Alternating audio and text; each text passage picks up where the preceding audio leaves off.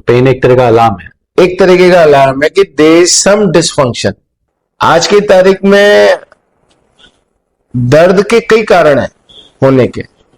आपकी अगर muscle tone अच्छी नहीं है तो भी पेन होगा, आपका पोस्चर स्टेबिलिटी नहीं है तो भी पेन होगा, आप जो वर्क कर रहे हैं या जो कार्य कर रहे हैं उसमें आपका बॉडी का एक अलाइनमेंट सिस्टम उस वर्क को एग्जीक्यूट करने के लिए अगर वो बराबर बैलेंस नहीं है तो भी दर्द होगा।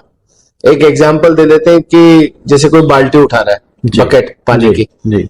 अब उसके पास हाथ में अगर स्ट्रेंथ नहीं है 15 किलो 14 किलो की बकेट को उठाने की, ठीक है, तो सारा लोड उंगलियों से कलाई पे जाएगा जी अगर कलाई में स्ट्रेंथ नहीं होगी तो वो लोड एल्बो पे जाएगा जी, एल्बो में अगर स्ट्रेंथ नहीं होगी तो वो शोल्डर पे जाएगा, शोल्डर पे जाए, शोल्डर में स्ट्रेंथ नहीं होगी तो वो बॉडी में जाएगा सेंटर, और अगर सेंटर बॉडी में भी स्ट्रेंथ नहीं होगी तो हम क्या होंगे अपोजिट साइड झुकते चले जाएंगे मैनेज करने के लिए। जी जी, होता है, बिल्कुल ऐसा होता है।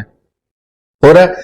अब इसको भी मैनेज करने की स्ट्रेंथ नहीं होगी तो बॉडी क्या करेगा, पेन करे, एकिंग करेगा बॉडी में आपके कहीं ना कहीं, या तो उस एरिया की मसल की स्ट्रेंथ होल्ड करने की कैपेसिटी शरीर की, इस पोस्चर को मेंटेन करने की कैपेसिटी स्ट्रेंथ या तो नहीं है जी, या जो आप वर्क कर रहे हो वो वर्क को एग्जीक्यूट करने के लिए जो लोड बॉडी में चाहिए, जो स्ट्रेंथ पावर चाहिए वो आपके पास नहीं है, चाहे वो काम के लिए हो या अपने आप को संभालने के लिए। जी, तो पेन को समझना बहुत जरूरी है, उसके पीछे डायग्नोस होना बहुत जरूरी। खाली ऊपर से ही हम ऑन डॉक्यूमेंट या किसी एक जैसे एमआरआई की रिपोर्ट में आता है प्रोलैप्स, जस्ट खाली ये मान के हम सोचे कि पेन हो रहा है तो गलत है। गलत। आपका हॉरिजन जो है सोचने का या चीजों को देखने का वो बिल्कुल बड़ा होना चाहिए।